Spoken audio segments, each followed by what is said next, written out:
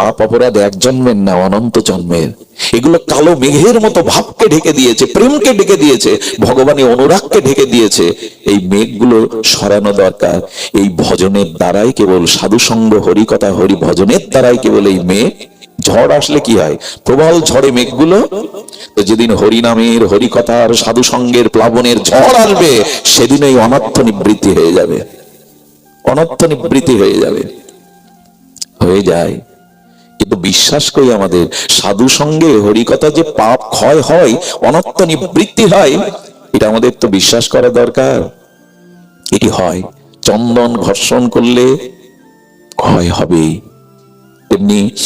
তবে যদি আপনি নিজের সমীক্ষা করতে চান, আচ্ছা আপনি 2 বছর, 5 বছর, 10 বছর, 20 বছর ধরে সাধু সঙ্গ করছেন, আপনার পাপ ক্ষয় হয়েছে কিনা বুঝবার একটা উপায় বলি। আপনার অপরাধ বোধ, পাপ বোধ ক্ষয় হয়েছে কিনা বলি। সেটা হলো, আগে মানুষকে কষ্ট দিয়ে মনে হতো ভালোই করেছি, এটাই উচিত ছিল, কিন্তু এখন কষ্ট দেওয়ার পরে কিছুক্ষণ পর বিবেকের দংশ নয়, এমনটা না করাই ভালো ছিল। যদি অনুশোচনা আসে, কারো বড় কথা বলে অপমান করে যদি চিত্তে অনুশোচনা আসে, যদি কোনো অন্যায় কর্ম করতে গেলে বিবেকটা 10 বার ভেবে ওঠে, জানবেন কাজ হয়েছে, সাধুসঙ্গ বৃথা যায়নি, সাধুসঙ্গে ব্যর্থ হয়নি। তবে অনেক জন্মের আবর্জনাকে তো একসময়, এই বিল্ডিংটা যদি ভাঙা হয় একদিনেই কি এরা সবকিছু পরিষ্কার করা যাবে? অনেক জন্মের জমানো তো তবে যাচ্ছে। যদি বিবেক জাগে, কাউকে অপমান করলে, কাউকে ব্যথা দিলে যদি চিত্তে বেদনা জাগে, দেওয়া উচিত হয়নি, জানবেন অনেক পাপ, অনেক অপরাধ আপনার ক্ষয় হয়েছে। সাধু সঙ্গের দ্বারা ক্ষয় কিন্তু হচ্ছে, অনেকটা বোঝা যায় না। একটা অশ্বত্থ বা বট গাছ কেটে দিন, কাটা উচিত নয়, যদি ঝড়ে পড়ে যায়, কেটে যায়, দেখবেন অগ্রের পাতাগুলো 5-7 দিন সবুজ থাকে, মূল শিকড় তো নাই, কিন্তু অগ্রের পাতাগুলো 5-7 দিন সবুজ থাকে। তেমনি যেটুকু দেখছেন, একবার বিজয় কৃষ্ণ গোস্বামীর এক শিষ্য দীক্ষা নেওয়ার পরে তার জীবনে আরো পাপ বেড়ে গেল। ঠাকুরের কাছে গিয়ে বললেন, আপনার মন্ত্র পেয়েছে, আপনার মতো সদ্গুরুদেবের চরণাশ্রয় পেয়েছে, ওর পাপ বেড়ে গেল। বলল, পাপ বেড়ে গেছে, কিন্তু পাপ বেশি দিন থাকবে না, ক্ষিপ্রম ভবতি। বলছেন সাধুর এব সামন্তব্যম, ওর খুব দ্রুত চিত্ত শোধন হয়ে যাবে। পাপগুলো যে দেখা যাচ্ছে সাক্ষাৎ, একটা অপূর্ব দৃষ্টান্ত দিলেন। জঙ্গলের পাশে এক কাঠুরিয়ার বাস, বনে কাঠ কেটেই তার জীবিকা নির্বাহ হয়, কিন্তু বনের গভীরে যান না। বাঘ, ভাল্লুক, হিংস্র, সাপাত সংকুল জন্তু জানোয়ার আছে তো, বাইরে শূকর দেখতে পান, বানর দেখতে পান, মাঝে মাঝে হরিণ দেখতে পান, বাঘ দেখতে পান না, হিংস্র জন্তুগুলো দেখতে পান না। হঠাৎ করে একদিন দেখছে যে গভীর জঙ্গল থেকে সব ছুটে ছুটে বেরিয়ে আসছে বাঘগুলো, ভাল্লুকগুলো। বলে, বারে আজ বেরিয়ে আসছে কেন? এদের তো কখনো দেখি না, আজকে দেখতে পাচ্ছি কেন? একজন বললে, দেখার কারণ হলো জঙ্গলে আগুন লেগেছে, ওই আগুনের তাপে ওরা সব বাইরে বেরিয়ে আসছে। বিজয় কৃষ্ণ গোস্বামী বললেন, ও হৃদয় হরি নামের গুরুদেবের কৃপার আগুন লেগেছে, তাই যে পাপগুলো ছিল ওগুলো বেরিয়ে আসছে, এই জন্য তোরা দেখতে পাচ্ছিস। অচিরেই ও শুদ্ধ হয়ে যাবে, অচিরেই ওর চিত্ত শুদ্ধ হয়ে যাবে। মাঝে মাঝে দেখবেন সাধু সঙ্গ করেন, দীক্ষা নিয়েছেন, অথচ পাপ বোধটা মাঝে মাঝে খুব জেগে যায়। ভয় পাবেন না, ওগুলো বেরিয়ে যাওয়ার। আচ্ছা, ঘরের মধ্যে যে ব্যক্তি ছিল আপনি দেখতে পাচ্ছেন না, কখন দেখতে পাবেন? যখন দরজা দিয়ে বেরিয়ে যাবে। ভয় পাবেন না। মাঝে মাঝে পাপ, মাঝে মাঝে অপরাধ বোধ গুলো জাগতে পারে, সেই সময় নামের আশ্রয় নেবেন। আমি একটা কথা বলি, মনে কখনো যদি কোনো কাম, পাপ এই বোধ জাগে, রাধারানীকে ডাকার দরকার নেই, গোবিন্দকেও ডাকার দরকার নেই, সব কাজে ওদের ডেকে লাভ নেই। কোন শুদ্ধ মহাপুরুষ বা ভক্তকে স্মরণ করবেন, যারা নামনিষ্ঠ, যারা আচরণ নিষ্ঠ, শুদ্ধ হৃদয় ভক্ত, ওদের স্মরণ করবেন। কেমন হবে জানেন? ওই দুগ্ধটা বর্তন হয়ে উদলে পড়ে যায় না মা কড়াই থেকে, 2-4 ফোঁটা জলের ছিটে দিলে কি হয়?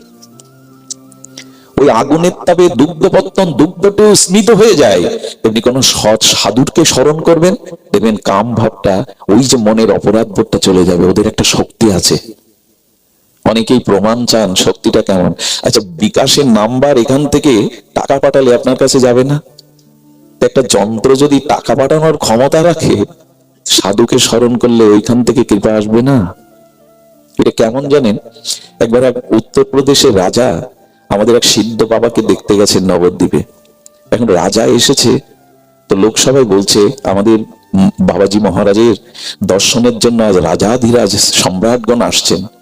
রাজা আসার সাথে সাথে সাধু বাবা কি করেছে জানেন? হাতে একটা পাঁচু নিয়ে যা যা বেরিয়ে যা বেরিয়ে যা তাড়াচ্ছে। যে রাজার এটা সহ্য হয়? আমি এলাম, পাঁচুনি তেড়ে আমাকে তাড়াতে আসলেন। উনি খুব কষ্ট পেয়ে অপমান বোধ করে চলে গেলেন। ওনার শিষ্যদের বললেন, এই ব্যবহারটা কি ওনার উচিত হয়েছে? উনি হেসে বললেন, আমি রাজাকে তাড়াইনি, ছাগল তাড়িয়েছি। বলি, তার মানে ওখানে তো কোনো ছাগল ছিল না? এখানে না, আমার হাতে রোপণ করা রাধা মাধবের তুলসী একটি বৃক্ষ ভক্তি দেবীকে রচনা করেছিলাম, ওটা ছাগলে এসে মুড়িয়ে দিচ্ছিল বৃন্দাবনে, তাই তো এখান থেকে তাড়িয়ে দিলাম। এটা হবে তো? নবদ্বীপ থেকে বৃন্দাবনের ছাগল মুড়িয়ে দিচ্ছে তুলসী গাছ, এখান থেকে তারা ওদের পক্ষে সম্ভব? রাজা এইটা পরীক্ষা করবার জন্য ওই সময় বৃন্দাবনে লোক পাঠালেন, ঠিক অমুক সময়ে অমুক স্থানে দেখো তো কোনো ছাগল তুলসী গাছটা মুড়িয়ে দিয়েছে কিনা। দুধ পাঠিয়ে চাললেন, টুকু একই সময়ে ছাগল এসে তুলসী গাছটা মুড়িয়ে দিয়েছে। চরণে এসে পড়ে বললেন, ধন্য আপনাদের দূরদৃষ্টি, এটা ওরা পারে, এটা ওরা পারে। আপনার আমার থেকে পাখির দৃষ্টি অনেক দূরে যায়, জানেন তো? সম্পাতি হনুমানকে বলেছিল, আমি সীতাকে অশোক কাননে দেখেছি 400 ক্রোশ দূরে। পাখির দৃষ্টি 400 ক্রোশ দূরে যায়, আপনার আমার যায় তো? যাবে না। কিছু কিছু ক্ষমতা ঈশ্বর তাদের কৃপা শক্তি দিয়েছেন। এই জন্য মনে কোনো পাপের চিন্তা উদয় হলে শ্রী গুরুদেবের মুখখানা চিন্তা করবেন, কোন শুদ্ধ ভক্তকে স্মরণ করবেন। সবখানে রাধারানীকে ডাকা লাগবে না, ওই মহৎ তার ভজন অনুভূতি দিয়েই। আমরা তো বিশ্বাস করতে চাই না। একবার দুর্গাপূজায় গুরুচাঁদ ঠাকুর গিয়েছিলেন। গুরুচাঁদের চরিত্রটা ভালো করে দেখবেন। গুরুচাঁদ ঠাকুর, আমরা তো মায়ের পূজা দেখতে যাই সেজে গুজে হই হুল্লোড় করে খাওয়া দাওয়া করে প্যান্ডেলে প্যান্ডেলে ঘুরে বেড়ায়। গুরুচাঁদ ঠাকুর গিয়ে বলছে, মা তুই না জগৎ জননী, তুই না প্রকৃত মা, আদ্যা শক্তি শক্তির দে মা, জগৎকে জানিয়ে দে তুই মাটি নন, তুই মাটি নস, তুই প্রতিমা নস। কি ঘটেছিল জানেন? গুরুচাঁদ ঠাকুর মায়ের স্থানে মুখ দিয়েছিল আর তার থেকে দুগ্ধক্ষরণ হয়েছিল। পারবেন তো? ওরা পারে। ওরা মাটির মধ্যে সেই চিন্ময় শক্তিকে জাগরণ করাতে পারে। এটি সাধনার দ্বারা সম্ভব, এটি সাধনার দ্বারা সম্ভব। এই জন্য বলছিলাম, সাধুগণের শরণাপন্ন হন। সাধু সঙ্গ ছাড়া প্রেম ভক্তি পাওয়ার দ্বিতীয় কোনো উপায় নাই। এই জীবনের সব থেকে বড় পাওয়া, তুলায়াং লাভে না পিনা সার্গাং না পুনর্ভবম ভগবত সঙ্গী সংঘর্ষ মত্তম নাম কিমতা আশিস। স্বর্গ মোক্ষ প্রাপ্তির কাছে সাধু সঙ্গ অনেক অনেক উচ্চস্তর কক্ষায়। মোক্ষ প্রাপ্তির থেকে, স্বর্গ প্রাপ্তির থেকে আরো মহান প্রাপ্তি ক্ষণকালও যদি কারো শুদ্ধ সাধু সঙ্গ হয়ে যায়। এটি একমাত্র পথ। এই বর্তমান ক্ষয়ুষ্ণ স্খলিত সময়ে সাধু সঙ্গ ছাড়া কোনো উপায় নাই। আর একটা কথা বলি, যার সঙ্গ যেমন তার রঙ্গও তেমন। যে যার সঙ্গ করে তার রঙ্গটা, তার ভাবটা তার ভিতরে রোগ ব্যাধির মতো সংক্রামিত হবে। দয়া করে সঙ্গ করতে গেলে নিজের থেকে অনেক ধাপ উপরে অনুভবী, চরিত্রবান, নিষ্ঠাবান সাধু সঙ্গ করুন। আপনার সমান যারা, তাদের সঙ্গ করলে এগোতে পারবেন না, ওই জায়গায় দাঁড়িয়ে থাকবেন। আর আপনার থেকে যারা মানসিকতায় ভজনে এক ধাপ নিচু, তাদের সঙ্গ করলে আমি লিখে দিতে পারি আমি এক ধাপ পিছিয়ে পড়বেন। এই জন্য আপনার থেকে যারা ভজন বেশি করে, যাদের চিত্তে অনুরাগ আছে, শুদ্ধ হৃদয়, তাদের সঙ্গ করুন, আপনি অনেক পথ এগিয়ে যেতে পারবেন। শুদ্ধ সাধু সঙ্গই, এরপরে অনর্থ নিবৃত্তি, এরপরে নিষ্ঠা আসবে, নিষ্ঠার পরে রুচি আসবে। রুচি কাকে বলে জানেন? ক্ষুধাকে রুচি বলে। এই দেখুন, ওই যে ভাবে যাচ্ছি তো আমরা, এক একটা সিঁড়ি বেয়ে যাচ্ছি, তো তার একটি হলো রুচি। এই রুচি মানে ক্ষুধা। দেখুন, বহুদিন জড়গ্রস্ত রোগীর পিত্তদোষে দুষ্ট হলে খাদ্য ভালো লাগে তো? খেতে ভালো লাগে? তিতো লাগে। কিন্তু যার জঠর অগ্নি জ্বলছে, ক্ষুধা প্রবল, তার কাছে খাদ্য দিলে কেমন লাগে? আচ্ছা, এখানে খাদ্যর কি পার্থক্য আছে না দুই ব্যক্তির রুচির পার্থক্য? এর কথা বলুন, পার্থক্যটা কিসের? খাদ্যে তো পার্থক্য নাই, একই খাদ্য, একজনের রুচি হচ্ছে না অথচ ক্ষুধা আছে। রুচি নেই কেন জানেন? অনেক দিনে জড়গ্রস্ত ব্যক্তির পিত্তদোষে দুষ্ট জিহ্বা, খাদ্য তার কাছে রুচি নাই। যখনই দেখবেন হরিকথাতে ঘুম পাচ্ছে, ভগবানের কথায় চোখে জল আসে না, ভগবানের কথা শুনে হৃদয়টা গলে না, তখন জানবেন আপনার রুচি নেই। অনেক জন্ম এই অপরাধে পাপে রুচি আসেনি এখনো। ক্ষুধার্ত ব্যক্তির সামনে খাদ্য আস্বাদ্য খাদ্য দিলে সে রুচিতেই খায়, ক্ষুধাতেই খায়। আরো দাও আরো দাও। তেমনি ভগবানের নাম, ভগবানের কথা, সাধু সঙ্গ আরো যেন পায়, আরো যেন পায়, নিত্য নিরন্তর যেন পায়। এই ভাব যখনই আসবে জানবেন আপনার রুচি এসেছে, রুচি এসেছে। এই রুচির আজ বড় অভাব, এই রুচির আজ বড় অভাব। নামে রুচি, মহাপ্রভু বলেছেন নামে যেন রুচি আসে। রুচি মানে ক্ষুধা, আরো নিত্য নিরন্তর যত পান করা যায় নিত্য নিরন্তর যেন ক্ষুধা আরো বেড়ে যায়।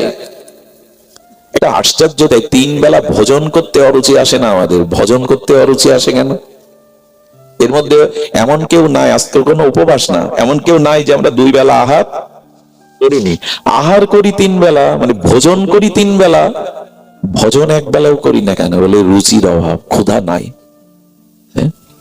হরিদাস ঠাকুর বলেছিল, নামামৃত বিনে যদি খায় অন্ন পানে তবু ভক্তের দুর্বল জীবন। জানো প্রভু, ভক্তরা অন্ন জল সবজি পেলেও, রুটি সবজি অন্ন পেলেও নিজেকে দুর্বল ভাবে, কারণ হরিনাম তো হয়নি। অন্নামৃত পেলে, অন্ন অমৃত পেলে তবু ভক্ত দুর্বল মনে করে, কারণ নামামৃত তো পান হয়নি, আত্মার খাদ্য তো দেয়া হয়নি। এরে বলে রুচি, আত্মার খাদ্য তো দেয়া হয়নি। এই জন্য আত্মা যে না খেয়ে খেয়ে শুকিয়ে মরতে বসেছে, কঙ্কাল হতে বসেছে, তাকে দিবেন না খাদ্য? এই হরিনাম হরি কথাই হলো আত্মার খাদ্য, যেটা এখন দিচ্ছেন আপনারা। এই দিচ্ছেন বিদায় এখন কোনো কারো মনে অসৎ চিন্তা, বিকার এগুলো আসছে না। এগুলো আত্মা, আর কত দেহকে সাজাবেন, আত্মাকে সাজান। হরিকথা হরিনামে আত্মাকে সাজান। আত্মা সুন্দর করতে না পারলে, আত্মা তো সুন্দর, কিন্তু আপনার রুচি আসক্তি ভগবত ভজনের দ্বারা আত্মাকে পরিপাটি করুন। সব ঘরে গিয়ে দেখুন দেহ সাজাবার বস্তু, আত্মাকে সাজাবার বস্তু একমাত্র সাধু সঙ্গেই পাওয়া যায়। শুদ্ধ আত্মা পরিশুদ্ধ হয়ে ওঠে এই সাধু সঙ্গে। এই জন্য রুচি আনুন। এই রুচি যদি না আসে তাহলে জানবেন ভক্তি অপরাধ এবং পাপের দ্বারা অন্তরায় হয়ে যাচ্ছে। রুচি বাড়ান। আমার কি মনে হয় জানেন, মাঝে মাঝে খেদ ওঠে।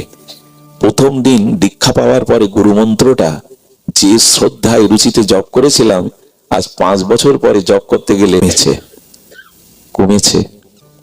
রুচি কেমন জানেন? হরিদাস ঠাকুরের প্রসাদ পাচ্ছে না, 3 দিন হরিদাস ঠাকুর কোনো প্রসাদ, গোবিন্দ দাস আনে আর ফিরিয়ে দেয়। মহাপ্রভু এসে বলছে, হরিদাস তোমার শরীর সুস্থ তো? বলেন, প্রভু শরীর সুস্থ, কিন্তু আমার মন অসুস্থ। কেন? বলেন, আগের মতো সংখ্যা নাম আর পূরণ করতে পারছি না প্রভু, বৃদ্ধ হয়েছি তো। নাম না নেওয়াতেই হরিদাস ঠাকুর নিজেকে অসুস্থ বোধ করছেন। শরীরের সুস্থ অসুস্থতা তিনি ধার ধারেন না। তিনি বললেন, আগের মতো আর নাম সংখ্যা নাম পূরণ করতে পারছি না প্রভু। এই দিনই জগৎকে হরিদাস জানালো, শরীরের অসুস্থতা প্রকৃত অসুস্থতা নয়, ভগবানকে ভজন না করতে পারাই হলো অসুস্থতা। তাকে ভজন না করাই হলো অসুস্থতা। আমরা আজ ধীরে ধীরে অসুস্থের রূপ নিচ্ছি। আমাদের মানবিকতা, আমাদের মনুষ্যত্ব বোধ, আমাদের দয়া ক্ষমা সন্তোষ গুণাবলীগুলো রোগগ্রস্ত হয়ে গেছে। তার কারণ আমাদের হৃদয়ে ভগবানের নাম স্মরণ চিন্তা এগুলি নাই। এই জন্য আমাদের চিন্তাটা, আমাদের মনোবুদ্ধিটা অসুস্থ হতে বসেছে। রুচি কেমন জানেন? আহা, একটু ধ্যান দিন, যদিও রাত হয়ে গেছে। রুচি কাকে বলে দেখুন। মহাপ্রভু লীলাচল ক্ষেত্রে জগন্নাথের আরতি দেখতেন গরুর স্তম্ভের ওখানে দাঁড়িয়ে, এবং জগন্নাথের দিব্য আরতি দর্শনের জন্য মানব প্রাচীর পড়ে যেত। মানব প্রাচীর পর্যন্ত সব সারি সারি দাঁড়াতো। একজন একটু খর্বকায়, মানে একটু বেটে খাটো একজন মা, ও জগন্নাথের আরতি দর্শনের ব্যাকুলতায় তীব্র উৎকণ্ঠায় ছুটে এসেছে, কিন্তু এই যে মানব প্রাচীর ভেদ করে জগন্নাথের আরতি দেখতে পাচ্ছে না, ছটফট করছে। দেখো রুচি কাকে বলে। হঠাৎ দেখছে পাশে যেন কে দাঁড়িয়ে, ওনার ওই ব্যাকুলতায় উনি বুঝতে পারেননি ওখানে স্বয়ং মহাপ্রভু দাঁড়িয়ে। আপনারা জানেন যে মহাপ্রভু ত্যাগ বৈরাগ্যের মূর্তি। ওনার এই কঠোর ত্যাগ বৈরাগ্য আমাদের শিক্ষার জন্য দিয়ে গেছিলেন। তৎসময় সন্ন্যাসের পরে উনি নারী মূর্তি দর্শনও করতেন না তেমন, কিন্তু সেই মহাপ্রভুকে একা দেখে ব্যাকুলতায় এই খর্বকায় মাটি কি করলো জানেন? পাঁচিলের উপরে একটা পা দিয়ে আর গৌরীর স্কন্ধে একটা পা দিয়ে আরতি দেখছে। মহাপ্রভুর স্কন্ধে একটা মা পা দিয়েছে। গোবিন্দ দাস টেনে যখন নামাতে যাবে, অনুভবী মহাপ্রভু ইশারায় নিষেধ করলেন। ওকে নিষেধ করো না।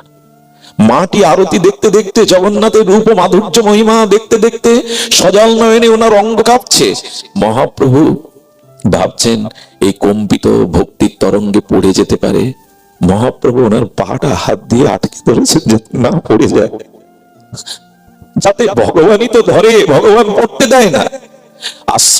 আরতি বিশ্রামের পরে যখন সম্বিত ফিরে পেল, দেখছেন এ কি করেছি আমি, মহাপ্রভুর শ্রী অঙ্গে স্কন্ধে আমি পা দিয়েছি।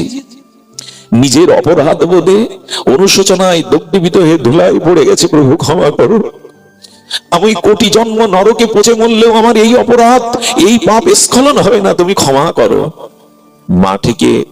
মাটি যখন এইভাবে হাত পেতে ধুলাই লুটিয়ে ক্ষমা পাচ্ছেন, মহাপ্রভু বলছেন, ওঠ মা, তুই আমার কাছে কি ক্ষমা চাইছিস, বরঞ্চ আমায় দে না।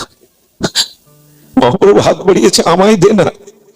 জগন্নাথ দর্শনে তোর যে রুচি, তোর যে আসক্তি, ওটা আমারও নেই। দে মা, যেন জগন্নাথ দর্শনে আমারও ওই রুচি হয়। দে, আমাকে দে, ওই রুচিটা আমায় দে। আমরাও তো মন্দিরে ভগবান দেখি, গৌর হরি দেখি, ঠাকুরকে দেখি, আমরা সাক্ষাৎ দেখার মতো রুচি হয় তো তুমি দাঁড়িয়ে আছো। রুচি যদি না আসে, ভাব আসবে না। মুখে বললেই ভাব আসবে না। ভাব সাধারণ জিনিস না, ভাব এলো তো প্রেম এসে গেল, ভক্তি এসে গেল। এই দুর্লভ প্রেম ভক্তি সহজে পাই না। এজন্য রুচি চাই, রুচি চাই যেন হরি নামে, হরি কথায়, ভগবত দর্শনে, ধাম দর্শনে রুচি হয়। আমরা অনেকেই ধামে যাই, ওরাখান্দি তো পাশেই, বৃন্দাবন ধামে যায়, নবদ্বীপের ধামে যায়। ধামে যাওয়ার জন্য প্রস্তুতি থাকে তো আমাদের, কিভাবে ধামে যেতে হয় আমাদের মনে আছে? চিত্রকূটে রঘুপতি রাম আছে, ভরত তাকে ফিরিয়ে আনতে যাচ্ছে। কিভাবে যাচ্ছে জানেন? গুরুদেব আছে, হাতি ঘোড়া রথ আছে, কিন্তু ভরত রথে না উঠে খালি পায়ে হেঁটে চলেছে। কার কাছে কিভাবে যেতে হয় এটা জানতে হয়। জানতে হয় মানে যারা প্রভু দর্শনে যাচ্ছেন, তো ভরত খালি পায়ে, একজন দশরথ চক্রবর্তী সম্রাটের ছেলে ভরত খালি পায়ে যাবে কেন? কেন যাচ্ছে জানেন? রথে কেন যায়নি জানেন? আমার মতো পাপীর জন্য আমার প্রভু এই পথ দিয়ে বনে গমন করেছেন। রথে তো প্রভু যাননি, এই জন্য নিজে রথ এনেছেন প্রভুকে ফিরিয়ে নেওয়ার জন্য। সবাই ভাবছে বাহ, বনে পাঠিয়ে এখন রথে করে যাচ্ছেন লোক দেখাতে, ভরত রামকে আনতে। এ তো রথ নিয়েছে নিজের জন্য না, যদি প্রভুকে ফিরিয়ে আনি তাকে রথে করে আনবো। নিজে খালি পায়ে চলেছেন, পায়ে একটা কাঁটা বিদ্ধ হয়ে গেল। কণ্টক বিদীর্ণ হলে ভরত রাম বলে ব্যথা অনুভব করলো। পায়ে ফুটেছে ভরতের কাঁটা, আর রাম বলে আত্মনাদ করে উঠলেন। কেন জানেন? নিজের চরণে ফোটা বিদীর্ণ কাঁটার আঘাতটা ভরতের পায়ে লাগেনি। আমার প্রভু তো এই পথ দিয়ে গেছে, এমনি করে কাটা হয়তো তার পায়ে বিদীর্ণ হয়েছিল, না জানি প্রভুর পায়ে কত বেজেছিল। নিজের পায়ের কাটার ব্যথাটা প্রভুর চরণের ব্যথাকে মনে করে ভরত কাঁদছে। এরে বলে আসক্তি। ভগবানের জন্য কটা রাত কাটিয়েছেন, কতটা সুখ জলাঞ্জলি দিয়েছেন যে বলবেন তার প্রতি আমার আসক্তি আসছে। দুটো টাকা রোজগার করার জন্য দিন রাত এক করে খাটি, সংসারে প্রিয়জনকে সুখী করার জন্য সারাটা জীবন মাথার ঘাম পায়ে ফেলি, গুরুদেবের জন্য, হরির জন্য, ভগবানের জন্য কতটা আসক্তি আপনার যে তার জন্য এটা করেন। এই জন্য মুখে কিছু হবে না গো, ডুবতে হবে, তো ভেতরে ডুবতে হবে, রসে ডুবাতে হবে। এইগুলো হলো সেই স্থান। আসক্তি আসুক যেন তাকে। আসক্তি কেমন জানেন? আহা, কোন দুগ্ধপোষ্য মায়ের দুগ্ধ পান করা শিশু সন্তান যদি মা না থাকে কি হয় জানেন?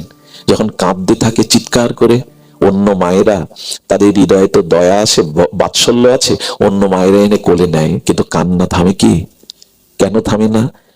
তারও তো বুক আছে, তার বুকের স্থানে দুগ্ধ আছে, থামে না কেন জানেন? কোলে উঠেই বুঝতে পারে তোমার গর্ভধারিণী মা নয়, এটা আমার মা। অন্ধকারের মধ্যে যখন নিজের গর্ভধারিণী বুকে নেয়, মায়ের বুকের স্পর্শ পেয়ে সন্তান বুঝতে পারে এই আমার মা। কান্না থেমে যায়। যতক্ষণ মাকে না পায় ততক্ষণ তার কান্না থামে না। এই হলো আসক্তি। তার কোলে না উঠলে, তার চরণে না গেলে জীবন ব্যর্থ, ব্যথা ঘুচবে না। এই আসক্তিটা জাগান, আসক্তিটা জাগান। কবে রাধারানীর চরণকে এইভাবে আসক্তিতে, আমি এক মা শিক্ষিকা, তিনি কি করে জানেন? স্কুলে যাওয়ার আগে তার বিগ্রহকে, রাধা মাধবকে আবার পথ থেকে এসে দেখে যায়, 2-3 বার এসে দেখে যায়। এরই নাম আর একবার দেখি না তার মুখবদনটা, আর একবার দেখি না। ঠাকুরের বিগ্রহগুলো, ছবিগুলো ঠাকুর ঘরে রেখেছি, জাল পড়ে গেছে ঠাকুরের বিগ্রহগুলোতে, মাকড়সার জাল পড়ে গেছে। একে আসক্তি বলে না। সন্তানের মুখে ধুলা লাগলে মা এসে মুছিয়ে দেয়। যেদিন ওরকম মনে হবে আমার ঘরে সাক্ষাৎ ঠাকুর আছেন। আসক্তি দরকার, আসক্তি দরকার। আমরা ভাবে এসেছিলাম, সংসারের থেকেও যদি কারো ভাবের উদয় হয়, এই ভাব কেমন জানেন? আমি এই কথা বলতে গিয়ে অনেকবার দুর্বল হয়ে পড়ি, কণ্ঠরুদ্ধ হয়ে যায়, বলবার ভাষা হারিয়ে ফেলি। ভাবটাকে বোঝানোর একটা দৃষ্টান্ত আমি রাধাকুণ্ডে শুনেছিলাম, আপনাদের একটু সেই পরশটা দিয়ে দিই, যদি হৃদয় দিয়ে অনুভব করতে পারেন। ভাব কেমন জানেন?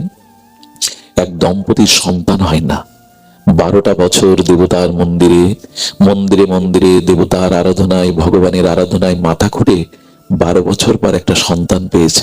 12 বছর পরে বলুন তো, সেই হারানো না পাওয়া মানিক পেলে মায়ের কতটা মমতা আসে। ছেলেটা ধীরে ধীরে 4 বছরে পদার্পণ করলো, সব বুঝতে শিখেছে। এই 4টি বছরে মার মনে তার এই ছোট্ট গোপালের জন্য প্রীতি, আনন্দ, জীবনে আর কিছু তার অপূর্ণতা নেই। ওকে পেয়েই সব পাওয়া হয়ে গেছে এই মায়ের।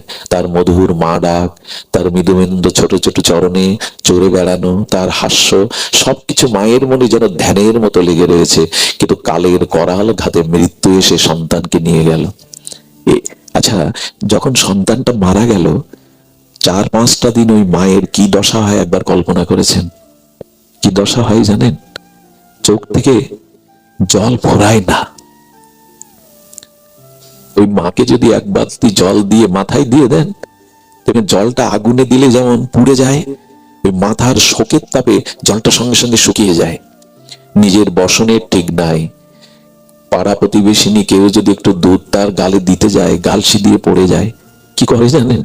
ওই 4-5টা দিন দুনিয়াতে আর কারো মুখ, আর কাউকে দেখে না, ওই গোপালের কথাই মনে পড়ে। ওই বুঝি হাত বাড়িয়ে কোলে এলো, ওই বুঝি মা বলে ডাকলো। তার নয়নে, তার চিন্তনে, তার জগৎময় শুধু তার ওই সন্তানকে 4-5, না আছে আহার, না আছে বিশ্রাম, না আছে নিদ্রা। ওই একটু কল্পনা করুন না, 4-5 দিন ওই মায়ের কি, ওটি আমরা বুঝবো না। ওই যে দশাটা, এর বলে ভাব। নিত্য নিরন্তর তার বিরহে অমনি যখন হবে, জগৎময় যখন তাকে দেখবো, জগৎময় যখন তাকে খুঁজে বেড়াবো, তুমি কোথায়? তুমি কেন দেখা দিচ্ছ না? তুমি তো আছো কাছে। এরই নাম ভাব। ওই মায়ের যে কটা দিন যে দশা হয়, এর থেকে দৃষ্টান্ত আমার কাছে আর নাই। এরই বলে ভাব। শুধু বাইরে দেখানো নয়, আসর মাতানোর জন্য নয়, ভেতরে এরকম ভাব আসতে হবে।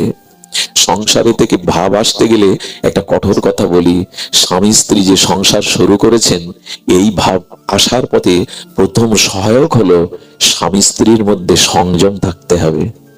এরকম এই যে গৃহেতে থাকিয়া যার হয় ভাবোদয়, এই কথাটি তারক গোসাইয়ের সাধারণ পয়ার নয়।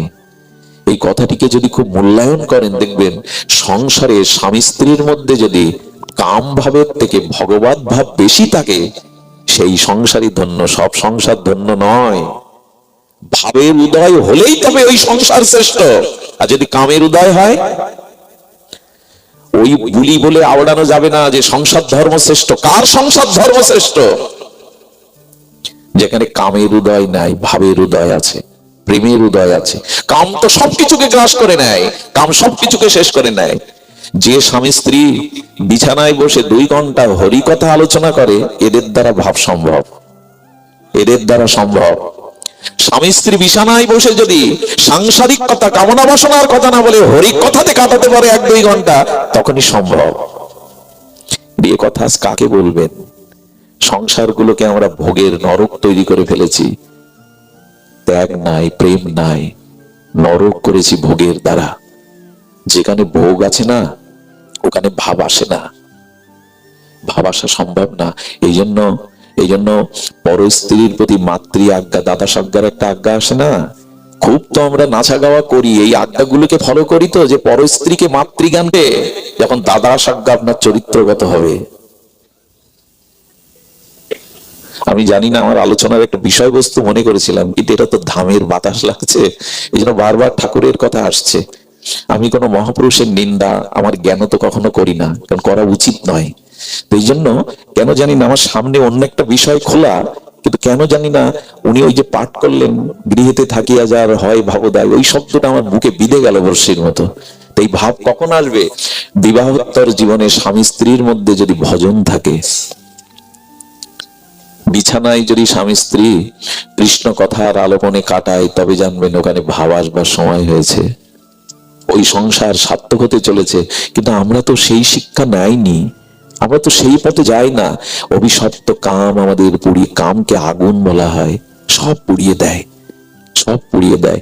দেহের ভেতরে যদি না যেতে পারেন, আত্মার অমন যদি না হয়, তবে দেহের, হ্যাঁ, শুধু সন্তান সুসন্তান তপস্যার দ্বারা উৎপাদনের জন্যই। দেখুন আমাদের ধর্মে স্ত্রীকে কি বলে জানো মা? তোমরা জানো, কিন্তু তোমাদের আবার বলছি, স্ত্রীকে বলে ধর্মপত্নী। আমাদের বেদের ভাষায় স্ত্রীকে কি বলে? কোথাও পেয়েছেন স্ত্রীকে কামপত্নী বলা হয়? স্ত্রী স্বামীর ধর্ম কাজে সহায়তা করে তাকে যুগল চরণে পৌঁছে দেবে, এই দায়িত্ব নিয়েছে বলে সে ধর্মপত্নী, কামপত্নী নয়। স্ত্রী জাতি জগতে দুই প্রকার। স্ত্রী জাতি জগতে বিদ্যারূপ স্ত্রী আর অবিদ্যারূপ স্ত্রী। যারা নিজের রূপ যৌবন ভোগ বিলাসে স্বামীকে নিচে টেনে নামায়, ভগবত ভজন হতে, যুগল চরণ হতে নিজের রূপ যৌবনে ভোগের দিকে টেনে নামায়, এরা অবিদ্যারূপ স্ত্রী। আর যারা স্বামীর সহমর্মিতা, ধর্মের অর্ধাঙ্গিনী হয়ে দুজনে মিলে ভগবত চরণের দিকে স্বামীকে এগিয়ে দেয়, ভোগের দিকে না, ত্যাগের দিকে, ভজনের দিকে, এরা বিদ্যারূপ স্ত্রী। একটি পুরুষের জীবনে রাজ্য লাভ করাও যত বড় লাভ না, এ জাতীয় সহধর্মিনী ধর্ম সহায়িকা স্ত্রী পাওয়া একটা পুরুষের জীবনে সব থেকে বড় পাওয়া। পুরুষের সম্পদ হলো এমন একটা স্ত্রী পাওয়া। রামকৃষ্ণ পরমহংসদেব হতে পারতেন না মা শারদা পাশে না থাকলে। আমরা গোবিন্দকে মদন মোহন বলতে পারতাম না রাধারানী পাবে না থাকলে। আমরা মহাপ্রভুকে গম্ভীর গাম্ভীরায় পেতাম না বিষ্ণুপ্রিয়া দেবী না থাকলে। শক্তি দরকার, তবেই তো তুমি শক্তিমান। স্ত্রীকে ভোগের বস্তু যে পুরুষ মনে করে, ইহকালে কেন কোটি জন্মেও তাদের কাছে কিছু পাওয়ার, এই ভজন কেন, এ জগতেও সে কিছু পুরুষার্থ পাবে না। এই জন্য স্ত্রীকে ভোগের বস্তু না মনে করে তাকে ধর্মের সহমর্মিতা মনে করুন। ধর্মপত্নী বলা হয়, কামপত্নী বলা হয় না মায়েদের। তবে তবে এই জন্য চাই সদ্গুরুদেবের চরণাশ্রয়, সাধু সঙ্গ, নিত্য নিরন্তর ভজনে রত থাকা। ছোট্ট একটা লীলা বলেই আজ পাঠ সমাপ্ত করি। গতকাল সেই আসাম সীমান্ত প্রায় শ্রীমঙ্গলের শেষ সীমানায় কোমলগঞ্জে 3 জায়গায় পাঠ করে বাড়ি ফিরেছি সকাল 8টায়। সারাদিন আবার নিজের বাণিজ্যালয়ে কর্ম, আবার এই ছুটে আসা। কি করে বেঁচে আছি জানি না, হয়তো আপনাদের দৃষ্টিতেই।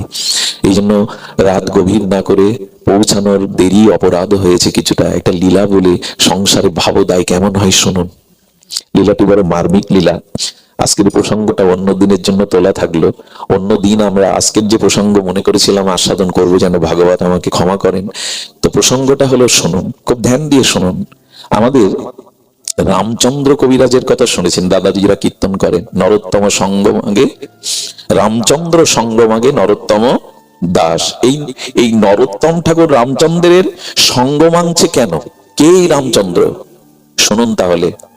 এই রামচন্দ্র কবিরাজ, যিনি গৌর গণমধ্যে, গৌর ভক্তগণের মধ্যে অন্যতম, এই রামচন্দ্র খুব সুদর্শন যুবক ছিলেন।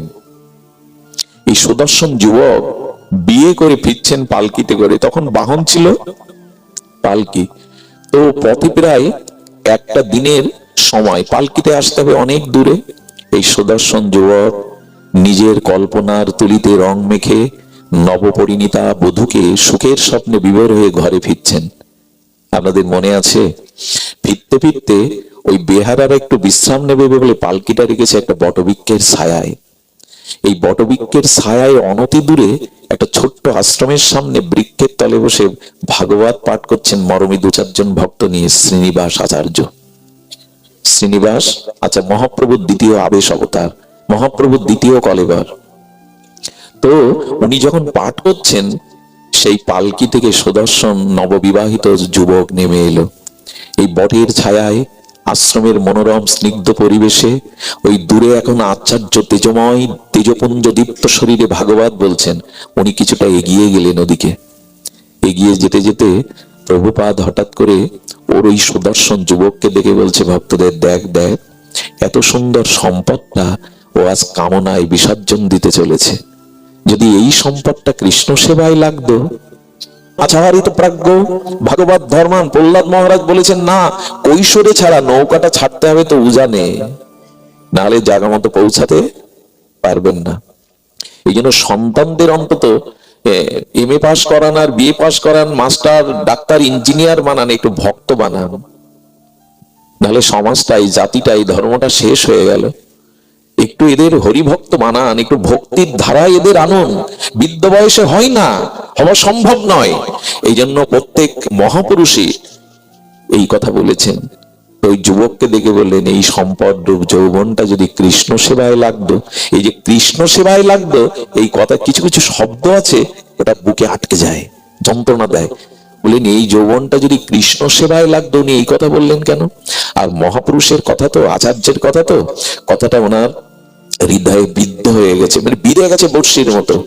ঘরে ফিরে গেল বটে, কিন্তু ওই কথা তার হৃদয় থেকে যাচ্ছে না।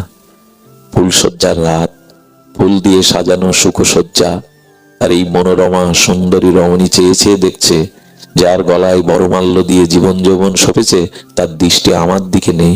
দরজাটা আগলা করে ওই আচার্যের যেদিকে, ওই দিকে তাকিয়ে ঝরঝর করে কাঁদছে। কেন বললেন এই সম্পদটা যদি কৃষ্ণ সেবায় লাগতো? মহাজন বাক্য তো শক্তি আছে, ওটা হৃদয়ে কথাটা তীব্রতাকে যেন কষ্ট দিচ্ছে। কেন এই কথা বললেন? সাধারণ স্ত্রী না, প্রণাম করে কি বললেন জানেন? আমি আপনার যোগ্য নই বলে কি আমার দিকে চাইছেন না? বলেন তুমি যোগ্য, কিন্তু এই মুহূর্তে আমার মন প্রাণ অন্য জায়গায়। স্ত্রী কি বললো জানেন? মন যদি আপনার অন্য জায়গায় থাকে, আমি অনুমতি দিচ্ছি এই মুহূর্তে মন যেখানে, কারণ শরীর যেখানে সেখানে আপনি নেই, যেখানে আপনার মন আপনি সেখানেই আছেন। আপনি চলে যান, আপনি চলে যান। এই অশ্রু সাধারণ কোনো বাসনার অশ্রু নয়। বললেন আচার্য প্রভু আমাকে দেখেই বলেছেন এই যৌবনটা যদি কৃষ্ণ ভজনে লাগতো, এই সম্পদটা। বলেন আমি আপনাকে পূর্ণ অনুমতি দিচ্ছি এই বাসর রাতেই আপনি চলে যান। যদি কখনো তিনি এই সংসারে আপনাকে পাঠান, সেদিনই ফিরে আসবেন, আমি প্রতীক্ষায় থাকবো। একবার বলো তো, এ কি সাধারণ ভাগ্যে মেলে? পৃথিবীতে সব থেকে বড় ভাগ্য হলো যদি এমন রমণী ঘরে পাওয়া যায়, যদি এরা নরককেই বৈকুণ্ঠ বানাতে পারে, এরা জঙ্গলকেও স্বর্গের রূপ দিতে পারে, এরা যদি থাকে। চলে যান। স্বামীকে বিদায় দিলেন, আর কি করলেন জানেন? ছুটতে ছুটতে আবেশে কি যেন একটা অজানা আকর্ষণে তাকে টেনে নিয়ে যাচ্ছে। গিয়ে দেখেন প্রদীপ জ্বালিয়ে দরজাটা আগলা করে বসে আছেন আচার্য। শ্রীনিবাস প্রভু, আমি জানি তুই ঘরে থাকতে পারবি না, তোকে আসতে হবে। এই হলো গুরু শিষ্যের হৃদয়ের অনুভূতি। আমি জানি তোকে আসতে হবে। ওই যে চরণে স্থান দিলেন, একটি বছর ধরে গুরুদেবের অনুরাগে সেবা করলেন, ঝাড়ু দিতেন আঙিনাটা, সকালে সন্ধ্যায় ঝাড়ু দিতেন। গুরুদেব 1 বছর পূর্ণ হলে বলে, কিরে রামচন্দ্র, যে নবপরিণতা বধূকে বাসর রাতে ফেলে এলি, তার কথা তোর মনে নেই? দেখুন, এই বলছে তার কথা তোর মনে নেই? যা যা, আমি অনুমতি দিচ্ছি, বধূর কাছে ফিরে যা, সে পাঠালে আবার চলে আসিস, যা। গুরুদেবকে বলছেন আপনার চরণ ছেড়ে কোথাও যাওয়ার ইচ্ছা করে না। বলে না রে, তার কাছে ফিরে যা, সে যদি অনুমতি দেয় আবার আসিস। দূর দূর বুকে দূর দূর ভয়ে এক একটা পা ফেলছে। কেন জানেন? যদি আটকে দেয়, যদি সংসারে আটকে দেয়। গৃহে এসে কি দেখলো জানো মা? তুলসী তলায় আলতা পায়ে গলে আঁচল দিয়ে ভক্তি দেবীর কাছে প্রার্থনা করছে। সে যেখানে আছে যেন গুরু চরণে সেবা নিয়ে থাকতে পারে, যেন ভজনে থাকতে পারে। এই তুলসী তলায় এখন আর মায়েদেরকে আমরা দেখি না। এটা আগেকার ঠাকুরমারা দাঁড়াতো, সেই দৃশ্যটা মনে পড়লেও ভক্ত হাহাকার করে ওঠে। ওই পূর্বপুরুষের উদ্দেশ্যে প্রতিদিন তারা তুলসী তলায় প্রদীপ জ্বালতো। এই দৃশ্যগুলো হারিয়ে গেছে।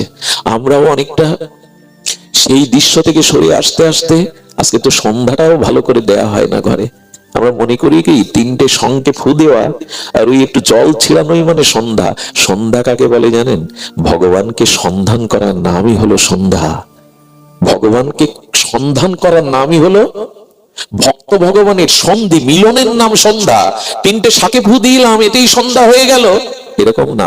সন্ধ্যাবেলা একটু হরিনাম করো, সন্ধ্যাবেলায় ঠাকুরের সামনে একটু করতাল ঝাঁঝ বাজিয়ে, ওতে রোগ শোক অভিশাপ দূর হবে।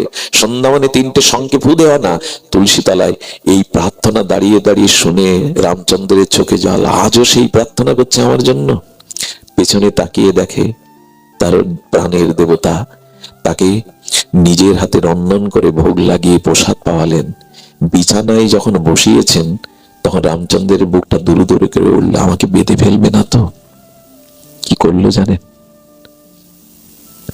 হাতটা জড়িয়ে ধরে এই সহধর্মী বললেন, আজকের রাতটা আপনি এই 1 বছর ধরে যেভাবে গুরু সেবা ভগবত সেবা করেছেন আমাকে একটু শোনাবেন?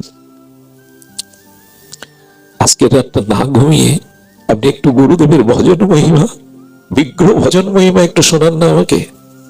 সারা রাত স্বামী স্ত্রী মিলে গুরু মহিমা, ভজন মহিমা, আরাধনা মহিমা বলতে লাগলো। যখন পাখির কলকুঞ্জনে ভোর হয়েছে তখন তাড়াতাড়ি বলছেন, আমাকে বিদায় দাও, আঙিনাটা ঝাড়ু দেওয়ার সেবা আমার, ওটা আমি আর কাউকে ভাগ দেব না। যাওয়ার আগে প্রণাম করার সাথে সাথে দুজন দুজনকে ভক্ত বেশে আলিঙ্গন করলো। ভক্ত আবেশে, ওখানে কাম নাই, ওখানে দেহ বিষয় নাই। যখন আলিঙ্গন করেছে মায়ের ললাটে রক্তিম সিঁদুর ওনার মুখে লেগে গেছে। রামচন্দ্র ছুটতে ছুটতে এসে ঝাড়ুটা যখন নিতে যাবে দেখছে, আহা, দেখছে ঠাকুর নরোত্তম ওর কাজটা করছে, ঝাড়ু দিচ্ছে। নরোত্তমকে কি বললেন, এই সেবাটা আমার, আমায় দাও ঝাড়ু। মুখের দিকে তাকিয়ে দেখে বধূর সিঁদুর মাখা। বললেন, কোথায় গিয়েছিলে? সংসারে, স্ত্রীর কাছে, বেরিয়ে যাও, তোমার মুখ যেন এই প্রভাতে না দেখি। এসে বলছেন, বন্ধু কেন তাড়িয়ে দিচ্ছ? গুরুদেবী আজ্ঞা দিয়েছিল যেতে, তাই তো গিয়েছিলাম। বলে মুখে মুখে কথা করে, অপবিত্র কথাকার, বেরিয়ে যাও। যদি না যাও আমি তোমাকে ঝাড়ু পেটা করবো, অধিকার আছে তো? বন্ধু, আমি তো কোনো অপরাধ করিনি, কেন সেবা বঞ্চিত করছো? এই দেখুন সেবার অনুরাগ দেখুন।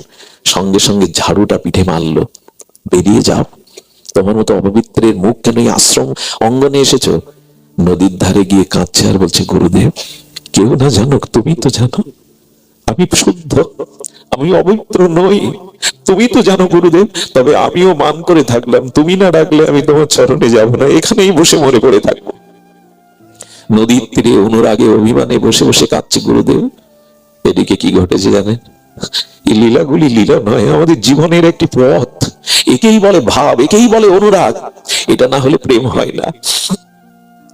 রামচন্দ্র বসে বসে গঙ্গার তীরে কাঁদছে, এদিকে নরোত্তম শ্রী গুরুদেবকে স্নান করাবে বলে ডাকতে গেছে। গুরুদেব উঠুন, স্নানের সময় হয়েছে। বলে, আমাকে ডেকো না, গায়ে বড় ব্যথা। যেই না গায়ে হাত দিয়েছে গুরুদেব, উফ, ব্যথা অনুভব করে বলছে, গায়ে হাত দিও না। চাদরটা সরিয়ে দেখে ঝাড়ার দাগগুলো গুরুদেবের গায়ে। প্রভু, কে আপনাকে আঘাত করলো? একটু আগে তো তুই মারলি ঝাড়ু দিয়ে। আমি মেরেছি তো ওকে, সিঁদুর মেখে আশ্রম। আরে তুই জানিস না ও কে? সারা রাত ধরে ও ভক্ত আবেশে হরি কথা বলে কাটিয়েছে। ওটা প্রেমের অনুরাগের সিঁদুর, অপবিত্রতার চিহ্ন নয়। সর্বস্ব আমাকে দিয়েছে। এই হলো গুরু শিষ্য। মারল একজনকে, ফুটে উঠেছে অন্যের গায়ে। গুরুদেবের এই ব্যথায় নরোত্তম ঠাকুর, আমি গুরুকে ঝাঁটাপেটা করলাম। ওর চরণে গিয়ে বলেছে, এই জন্য তো নরোত্তম বলছে, যেন যদি কোনো জন্ম হয় আবার যেন রামচন্দ্রের মতো সখা পায়, আবার যেন তার মতো ভজন বন্ধু পায়। রামচন্দ্র সঙ্গ মাগে নরোত্তম দাস, জন্মে জন্মে যেন। এই জন্য জীবনে একজন ভালো ভগবত ভক্তের সঙ্গ পাওয়াটা খুব দুর্লভ, খুবই দুর্লভ। সুধীজন, জীবনে একজন ভালো ভগবত সঙ্গ রাখুন, সে আপনাকে পিছনে টেনে ধরবে না, এগিয়ে নিয়ে যাবে। সুধীজন, নরোত্তম ঠাকুর গিয়ে চরণে পড়েছে, ওকে ফিরিয়ে এনে গুরুদেবের বুকে দিয়ে দিলেন। কিন্তু নিজে কি করলেন জানেন? এই হাতে গুরুদেবকে আমি আঘাত করেছি, এই হাত আমি রাখবো না। সন্ধ্যায় ঘরে দোর দিয়ে আগুন জ্বালিয়েছে, এই হাত আমি পোড়াবো। যে হাত দিয়ে গুরুদেবের শ্রীঅঙ্গে আমি ব্যথা দিয়েছি, এই হাত পোড়াবো। যেই না আগুন জ্বেলে হাত আগুনে দিতে যাবে, দুয়ারের এপার থেকে গুরুদেব বলছেন, আমি আর এদেশে থাকবো না, আমি আর এদেশে থাকবো না, এদেশে বিচার নেই, এদেশে সকালে একজন ঝাড়ু মারে, রাতে একজন হাত পড়ায়, ওরে তোর হাত পড়লে যে আমার হাত পড়বে, এদেশে বিচার নেই, এদেশে আমি থাকবো না। যেই বলেছেন দরজা খুলে দিয়ে চরণে, ওরে তোর হাত পড়ালে যে আমার হাত পড়বে। যদি গুরুগত প্রাণ হতে পারেন না, দুই প্রাণ এক করতে পারেন, তখন এটি হয়। এই হলো ভাবের সংসার। স্ত্রীকে যদি কামের পত্নী না সাজিয়ে ধর্মপত্নী করতে পারেন, আরাধনার বিষয়বস্তু করতে পারেন, তবে গৃহই হবে বৈকুণ্ঠ, গৃহই হবে আশ্রম। আর এই কথাই বলেছেন, গৃহেতে থাকিয়া যার হয় ভাবোদয়, সেই সে পরম সাধু জানিও নিশ্চয়। আজ এইটুকুই। আমাদের ডাক্তার অরুণ বাবু, আমার স্ত্রীর এক সময় একটা অপারেশনের প্রয়োজন হয়ে দাঁড়ায়, উনি ওনার পিতার মতো পাশে থেকে সেদিন ওনাকে যে সেবা করেছিলেন, আমি এটা ভুলতে পারবো না। তো তার পরিবারের সকলের ভক্তি, প্রেম ভক্তি লাভ হোক এই প্রার্থনা করি। তার পরিবারের সকলেই যেন স্বাস্থ্য সুস্বাস্থ্যের অধিকারী হয়ে ভগবত পথে এগিয়ে যায়। বাকি অনুষ্ঠান মালাগুলো সুসম্পন্ন হোক। আর আপনাদের চরণে আমি ঋণী। এই জীবাধমের নরকের কীটের জন্য কোথা থেকে আপনারা দূর থেকে আসেন, এই শীতে জন্মে জন্ম যেন আপনাদের চরণেই বাস করতে পারি, আপনাদের সান্নিধ্যেই থাকতে পারি, এই প্রার্থনা জানিয়ে আজকের মতো হরিকথা